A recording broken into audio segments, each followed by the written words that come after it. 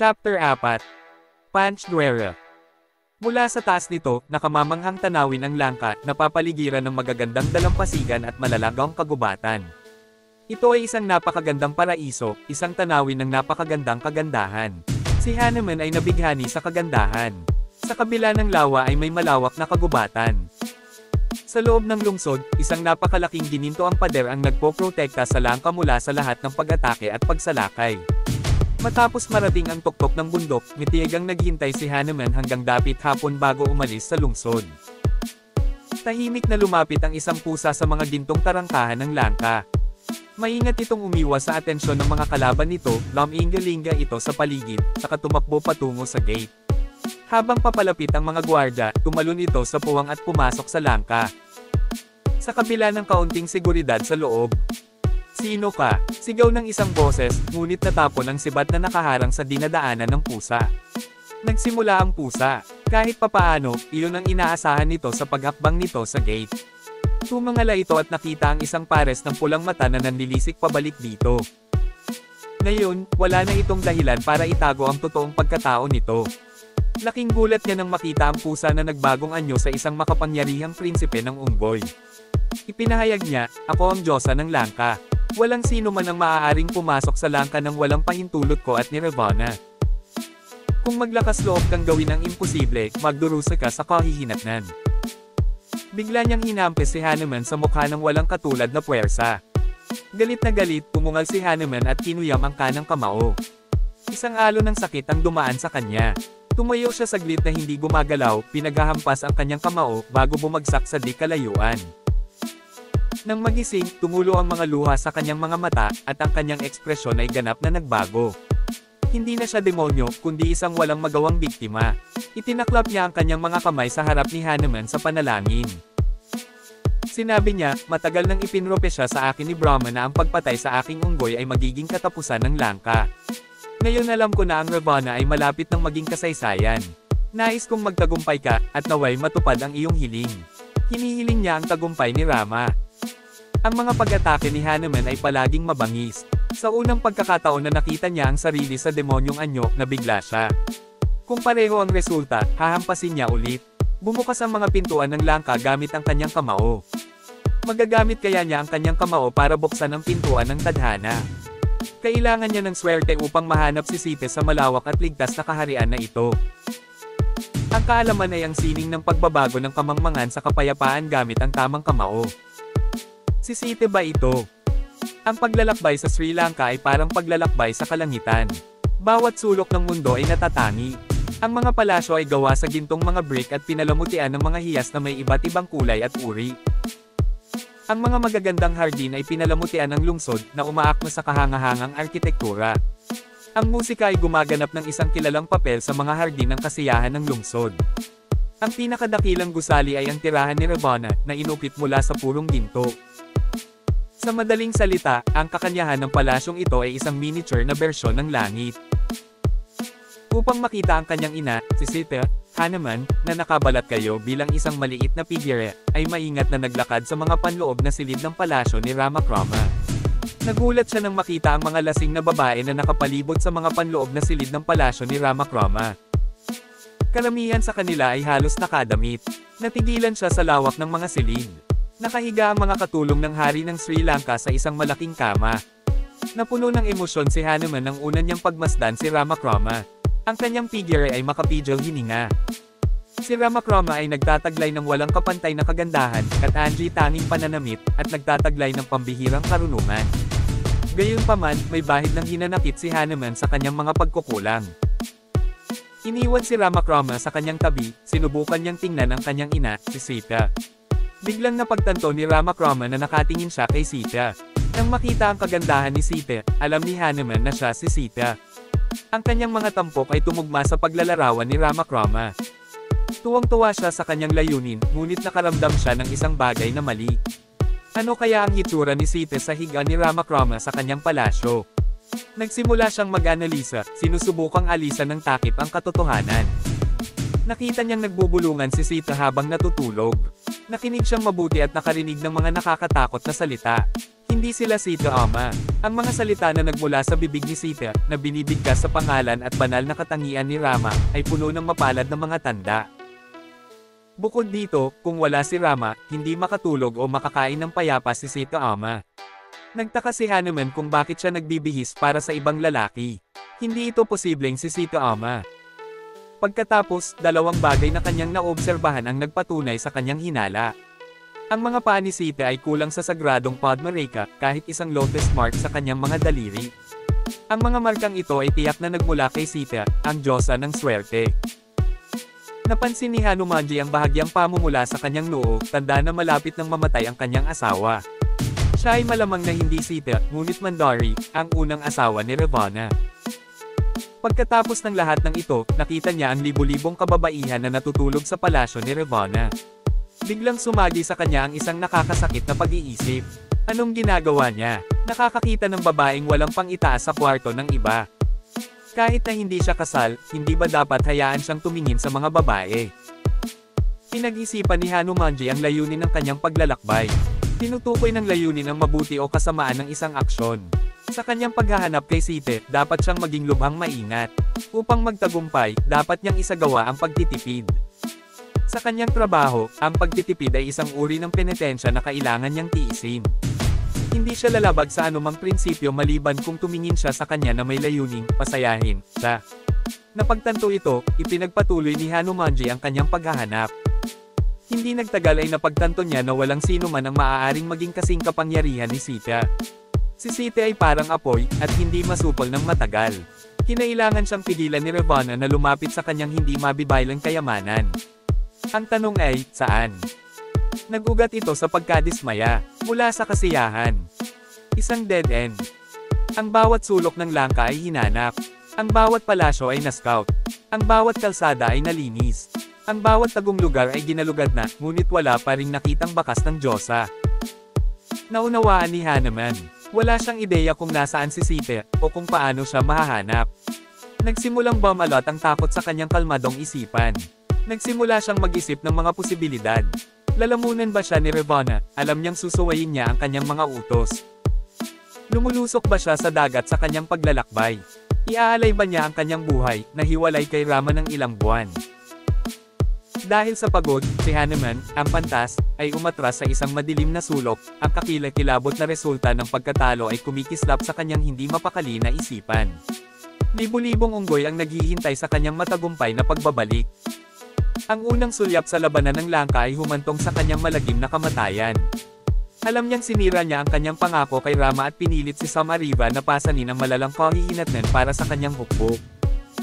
Pagkatapos ng kamatayan ni Samariva, ang desperadong paghahanap ni Rama kay Sita ay imposibleng mabuhay. Pagkatapos ng kamatayan ni Rama, hindi na nakaligtas si Lakshmana kahit isang sandali pa. Si Ayodhya ay nilamon ng apoy. Naisip ni Hanuman ang pagkawasak na ay dudulot ng kanyang pagkatalo at nadama ang kawalang saysay ng gayong pagdurusa. Desperado, pinag-isipan ni Hanuman na isakripisyo ang sarili niyang buhay. Isinasaalang-alang ang walang hanggan na kahungkagan sa paligid niya, nagpasya si Hanuman na hanapin ang tunay na kapayapaan sa banal na pangalan ni Rama. Habang sinimulan niyang kantahin ang pangalan ni Rama ng buong puso, isang kahangahangang pangyayari ang naganap. Lumitaw ang buwan na nakatago sa likod ng mga ulap. Nagtataka na malaman kung sino ang umaawit ng pangalan ni Rama. Ang liwanag ng buwan ay nagpapaliwanag sa kaisipan ni Hanuman. Nasa ibaba ang isang liblib na lambak. Kahit na pagkatapos maghanap sa buong Sri Lanka, tuluyan na niyang hindi napapansin ang lugar na ito. Pagtingin niya roon, napagtanto niyang iyon ang pinakamagandang bahagi ng Sri Lanka. Ito siguro ang lugar kung saan dinukot ni Ravana si Sita. Sa panibagong sigasig at pag-asa, tumakbo siya palapit dito. Habang tumatakbo siya, may pumasok na ideya sa kanyang isipan, na kumukumbinsi sa kanya na kaya niyang kontrolin ang sarili niyang kapalaran. Naging inspirasyon ito sa kanya na humingi ng proteksyon at patnubay ng isang mas mataas na kapangyarihan. Ang panalangin ay isang sinag ng liwanag, na nagbibigay liwanag sa mga posibilidad na nakatago sa loob ng kanyang nalulumbay na isipan. Nakilala niya ang kanyang ina, si Sita. Ngayon, naunawaan niya ang kahulugan ng gintong alabok. Isang makinang na gintong liwanag ang sumikat sa ilalim ng alikabok ng puno ng Ashoka sa kagubatan. Bigla niyang naalala ang pangitain ni Rama at napagtanto na milyon-milyong unggoy sa buong mundo ang naghahanap kay Sita. Pagkatapos ng mga buwan ng pag-aayuno, si Sita ay nanghihina at tumulo ang mga luha sa kanyang mukha. Ang diyosa na ito ay ang sagisag ng katarungan at kadalisayan. Ang inosenteng babaeng ito ay napapaligiran ng daan-daang demonyong may isang mata. Maingat na binilang sila ni Hanuman, 700 lahat. Ito ay isang sinaunang pamamaraan na ginamit ng mga demonyo upang masupol ang kanilang mga bihag. Pinasukol nila ang kahindek-hindek at mabangis na mga demonyo na nagtitiis ng walang katapusang pagpapahirap. Siyempre, hindi kayang tiisin ng puso ng tao ang gayong sakit. Si Sita ay hindi ordinaryong babae, hindi natitinag ang kanyang kalooban. Gayunpaman, alam ni Hanuman na siya ay nasa bingit ng pagbagsak mula sa patuloy na pagpapahirap at kahihiyan. Biglang nagising ang mga tao sa walang tigil na paghampas ng mga tambol. Kinilig si Ashoka, nakatago sa mga matatayog na palumpong, inihayag ni Hanuman ang pagdating ng hari ng Sri Lanka. Sa madaling araw ng sikat ng araw, si Ravana, kasama ang kanyang mga kasama, na may dalang daan-daang gintong mangkok na nakabalot sa seda, ay pumasok sa palasyo. Ang kanyang puso ay napuno ng pagnanasa at pananabik. Para siyang binata na heartbroken na ikakasal sa babaeng nagbigay ng puso sa kanya. Oh, Sita, tanggapin mo itong napakagandang red along iniaalay ko sa iyo para sa iyong kaligayahan. Walang sino man sa mundo ang makakapagalok sa iyo ng ganoon kamahal na regalo. May kapangyarihan akong ibalik ang iyong panlasa. Nakikiusap ako na tanggapin mo ako bilang iyong Panginoon. Kalimutan mo ang walang patutunguhan na si Rama. Wala na siyang maibibigay sa iyo. Kilala mo itong Rama. Hindi ka nila mahahanap, hindi ka nila mapoprotektahan. Makinig sa akin, at tamasahin ang kagalakan ng buhay. Your precious youth, utos kaagad sa kanya ni Ravana. Biglang tumigas ang ekspresyon ni Sita. Hindi na siya isang marupok na babae. Isang malinaw at determinadong ekspresyon ang bumungad sa kanyang mukha. Natulala si Hanuman sa agarang pagbabago. Kahit sa malayo, kitang-kita niya ang paglipat nito mula sa kawalan ng kakayahan tungo sa pagkapuot. Napasigaw si Ravana, na natakot sa mapagpakumbaba at tapat na mga tagapaglingkod ng emperador. Oh, Ravana, ang maliliit na kaloob na ito ay hindi makapagbibigay kasiyahan sa akin. Nabighani ako sa pagkatao ni Rama. Walang makakahuli sa akin sa mundong ito. Si Sita ay hindi mapaghihiwalay na nauugnay kay Rama, tulad ng araw ay hindi mapaghihiwalay mula dito. Kahit ilang buwan mo na akong pinahirapan, bibigyan pa rin kita ng isa pang pagkakataon. Ngayon, ibabalik kita kay Rama, na nagsasabing, kung nais mong iligtas ang iyong sarili at ang iyong mahiwagang mundo, ito lamang ang iyong pagkakataon. Nagalit si Ravana sa inasal ni Sita. Sa kabila ng mga buwan ng pagkabihag, nanatili siyang walang kibo. Dahil sa pagkadismaya, hinampis niya ang likod ng kanyang kamay sa dalawang gintong plato na naglalaman ng mahahalagang red along na tanggap niya. Ang pagbagsak ng mga plato ay umalingaw-ngaw sa buong Ashoka Butaka Valley. Nakita ni Hanuman na nanginginig ang kaibigan ni Ravana. Si Sita ay nanatiling tahimik gaya ng dati. Sa katunayan, tumigas lang ang kanyang pasya. Pinandilatan niya ito ng masama, sa pagkakataong ito ay nakakuyom ang mga kamao. Si Mandari lamang ang namagitan, na nagsasabing ang pagpatay sa isang babae ay makakasira sa kanyang reputasyon sa mga tao. Umalis si Ravana, ngunit nagbigay ng mahigpit na babala kay Sita. Maghihintay daw siya ng isa pang buwan, at kung hindi siya susunod, sisirain siya nito at kakainin para sa almusal. Sa sandaling umalis si Ravana, umapaw ang mangkok ni Ashoka ng mga insulto. Pinandilatan ng mga demonyo si Sita ng may galit na nasa sabik na bumubulong. Nagtago si Sita sa likod ng kanyang kalasag, at ang marainggel na estatwa na dati niyang iginuhit ay naglaho. Napagtanto ni Hanuman na kailangan niyang mahanap siya ng mabilis. May dalawang problema. Una, hindi siya pinayagan ng mga demonyong nagpoprotekta kay Sita. Pangalawa, at mas malala pa, kung bumagsak siya kay Sita, hindi siya makikilala ni Sita. Alam niya na bilang isang deboto ni Ravana, maaari niya itong hindi pansinin o tawagan ng mga gwardya ng palasyo. Kaya matyaga siyang naghintay ng tamang sandali. Noong araw na iyon, habang papalubog ang araw, tahimik na naglakad si Hanuman patungo sa puno kung saan nakaupo si Sita. Maingat na hindi maakit ang atensyon ng mga gwardya o demonyo, dumating siya at nagsimulang mag-isip tungkol sa kanyang plano. Natahimik ang buong Ashoka Garden. Tulog na ang lahat sa malapit. Ilang gwardya na nagpapatrolya sa entrance ng hardin ay tumatakbo pabalik-balik. Biglang naagaw ng atensyon niya ang kaguluhan. Tumingin sa ibaba si Hanuman at nakita niya si Sita na abala sa trabaho. Itinali niya ang kanyang mahabang buhok sa isang sanga at sinusubukang magbigti. Nabigla sa kalagayan ni Sita, nag-alinlangan siyang kumilos ng padalos-dalos. Natatakot siya na si Sita ay agad na tumakas at laslasan ang kanyang lalamunan, o sumigaw ng malakas at takutin ang lahat. Sinimulan niyang bigkasan ng Ramayana sa malinaw na tinig, dahan-dahan at tuloy-tuloy. Sa isang magandang ritmo, ikinwento niya ang kwento ng pagsilang, pagkatapon, pagpapatapon, at pagkabihag ni Rama. Sina Sita at Hanuman ay parehong nagkwento ng pagsisikap ni Rama na mahanap ang kanyang minamahal. Nagsimula ang kwento sa pagmamasid ni Hanuman kay Sita na malumanay na nagpapahinga. Sa pagtatapos ng kwento, pumupo si Sita sa lupa sa ilalim ng isang puno, lumuluha sa tuwa. Sa sandaling ito, lumipad pasulong si Hanuman, nagbagong anyo sa isang maliit na figure, ipinakilala ang kanyang sarili bilang alipin ni Rama, at nagtanong tungkol sa kanyang kalusugan. Nakatuon si Sita sa mga salita ni Hanuman. Sa tuwing siya ay humarap kay Hanuman, ang kanyang hitsura ay nananatiling pare-pareho. Ang mahalaga, siya ang patron at alagad ni Rama. Kahit na sa presensya ng mga estranghero, pinanatili niya ang isang kalmado at husay na kilos. Na nauunawaan ang malapit na relasyon sa pagitan nila ni Ram. Gayunpaman, upang patunayan na si Hanuman ay talagang mensahero ni Rama, hiniling ni Sita kay Hanuman na obserbahan ang mukha ni Ram at tumpak na ilarawan ang kanyang kutis. Hindi masasabi ang kagandahan ni Rama. Ang kanyang kutis ay gininto ang berde, at ang kanyang mga mata ay parang mga bulaklak ng lotus. Siya ay may malalawak na balikat, malalakas na braso, malalim na boses, at malalim na pulang kulay sa kanyang mga mata, kuko, palad, at paa. Mahaba at maganda ang kanyang anyo.